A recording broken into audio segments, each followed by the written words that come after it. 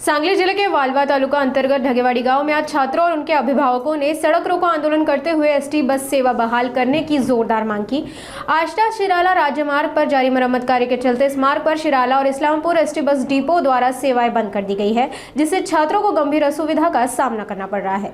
ढगेवाड़ी और एतवाड़े बुद्रुक के छात्रों को शिराला और इस्लामपुर स्कूल जाने में कठिनाई हो रही है, क्योंकि आष्टा शिराला मार्ग पर कार्य के चलते एसटी सेवा बंद है। इससे नाराज अभिभावकों और छात्रों ने ढगेवाड़ी चौक पर सड़क रोको आंदोलन किया। प्रदर्शनकारियों ने बस सेवा तत्काल शुरू करने की मांग की और चेतावनी दी कि समाधान न मिलने पर एसटी डिपो में धरना देंगे। कुर्ला पुलिस मौके पर मौजूद रही। नागरिकों और शिक्षकों ने आंदोलन को समर्थन दिया। आणि कारवे ते शिराळा एसटी रस्त्यामुळे एसटी चालू होत नाही आणि आमच्या शिक्षणाचं खूप नुकसान होत आहे आणि एसटी चालू झाली पाहिजे, एवढंच आम्ही बोलू शकतो। शासनानं शिराळा ते आष्टा रस्ता मंजूर केला, ठेकेदाराने ठेका मंजूर करून घेतला, परंतु शासन अधिनियमाप्रमाणे महसूल अधिनियम आहे त्या नियमानुसारून ज्यांची जमीन जाते 1 गुंठा गेली तरी त्या 1 गुंठा जमिनीचा त्यांना भरपाईही मिळालीच पाहिजे। त्याचप्रमाणे जी काही झाडं तोडली जातात शेतकऱ्यांची, त्या झाडाचा जो मोबदला आहे, फळझाड असेल तर त्याचा वेगळा दर आहे, साधं झाड असेल तर त्याचा वेगळा दर आहे, पण याची कोणतीही नोटीस शेतकऱ्यांना न देता कदाचित शासनाची त्यांना खूप मोठा सपोर्ट असेल, त्याच्या जोरावर त्यांनी महसूल अधिनियम पायाखाली तोडवले गेलेले आहेत। ही अतिशय खेदजनक बाब आहे।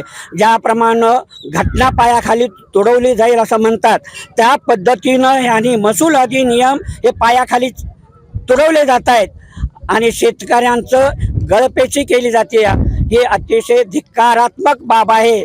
म्हणून शासनानं तात्काळ ज्यांच्या जमिनीचा गुंठा गेला असेल, ज्यांचं एखादं झाड गेलं असेल, तर त्याचं तात्काळ त्यांना नोटीस देऊन त्यांना त्याची भरपाई देण्याबाबत कारवाई करावी ही विनंती।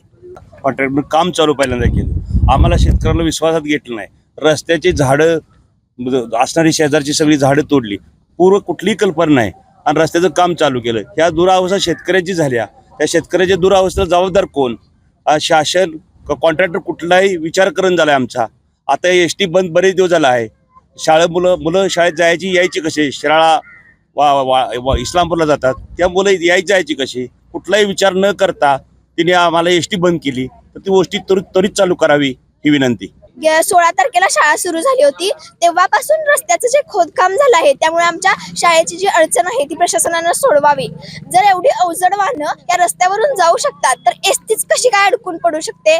आणि हा आमचा जो सर्वात मोठा प्रश्न आहे तो प्रशासनानं सोडवावा ही विनंती। मी महामंडळाला ही विनंती करते की त्यांनी लवकरात लवकर एसट्या पाठवाव्या आणि जर त्यांनी एसट्या पाठवल्या नाही तर आमच्या ह्या सर्व पोरींचं हे एकच मत आहे, जर तुम्ही एसट्या पाठवणार नाही तर ह्या सर्व मुलींच्या खात्यांवर 2000 तुम्ही पाठवून द्या। आज या ठिकाणी ढगेवाडी गावाजवळ ढगेवाडी गावातील आणि आयतुर बुद्रुक गावातील पंचकृषीतील लोकांनी रस्ता रोको केलेला।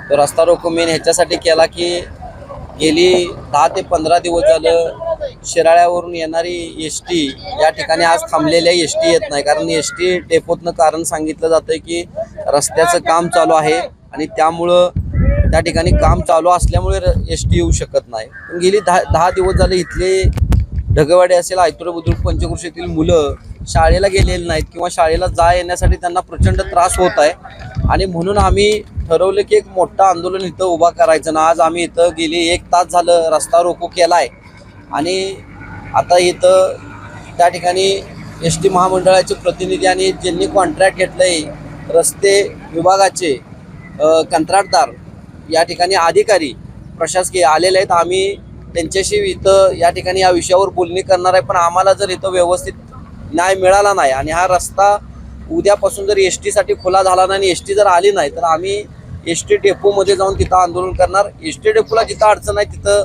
कंत्राटदारांनी किंवा ज्यांनी या रस्त्याचं काम घेतलंय किंवा प्रशासनानं इथल्या त्या एसटीचं जिथं त्यांचं म्हणणं अडचण आहे त्या अडचण त्यांनी 1-2 दिवसात त्या ठिकाणी पूर्ण करावी आणि त्यातनं जर मार्ग नाही निघाला तर एस टीवाले सुद्धा मुद्दाम कारण सांगत आहेत, कारण सगळ्या बाकीच्या गाड्या ये जा करत आहेत आणि एस टीलाच काय अडचण आहे.